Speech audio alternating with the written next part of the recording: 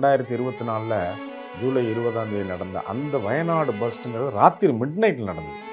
அது ராத்திரி 1 மணிக்கு நடந்தது. ஆனால் அதனுடைய கோர தாண்டவம் இதை விட அதிகம். அது 8 கிலோமீட்டருக்கு ஒரு பெரிய மலையே கொண்டு வந்து ஒரு ஒரு 15 நிமிடத்தில் ஒப்பிடுது. அதனால் அது பெரிய கோர தாண்டவம் வயநாடு. வயநாடு மாதிரி நீங்கள் நான் ஏற்கனவே உங்கள் பதிவில் சொல்லியிருக்கேன். இந்த ஹிமாலயன் பகுதி நமது இன்றைக்கி இந்தியாவில் அந்த ஹிமாலயாங்கிறது 5 நாடுகளில் போகுது.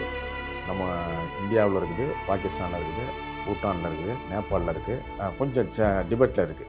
5 நாடுகளில் போகிற பெரிய 2400 கிலோமீட்டர் உள்ள இந்த ஹிமாலயன் மலைகள் என்னன்னு கேட்டிங்கன்னா, இது பெரிய படிமப்பாறையில் உருவானது. அதிகமான இந்த சின்ன சின்ன மலைகள், குன்றுகள் மலையாக போயிட்டே இருக்கும். 400 மீட்டர்லேருந்து 8000 மீட்டர் வரலும் போகும். 400 மீட்டர் மலையில் உள்ள சிகரத்திலிருந்து 8000 மீட்டர் ஹைட்டு வரணும். அந்த எவரெஸ்ட் 8840 மீட்டர். அதனால் நீங்கள் உயர சிகரங்கள் போயிட்டே இருக்கும். அது பேர் மடிப்பு மலைகள்னு பேர். மடிப்பாக போயிட்டு இருக்கும் மலைகள். அது 2400 கிலோமீட்டர் இருக்குது இந்த 5 நாடுகளில். இந்த இடத்துக்கு எந்த இடத்துல வேணாலும் அதிகமான லேண்ட் ஸ்லைட் கொண்டு வரும் இனிமேல் எதிர்காலத்தில். உத்தராஞ்சல் என்ன காரணம்னு கேட்டிங்கன்னா, டூரிசத்துக்காக அதிகமான சாலைகள்லாம் போட்டாங்க. சாலைகள் போகும்பொழுது உங்களுக்கு இந்த நடந்த இடம் தராலின்னு உங்களுக்கு கங்கோத்திரி போகிற வழி, யாத்திரிகர் போகிற வழி. எல்லாருக்கும் நம்ம வடநாடு போயிருந்தவங்களாம் தெரியும்.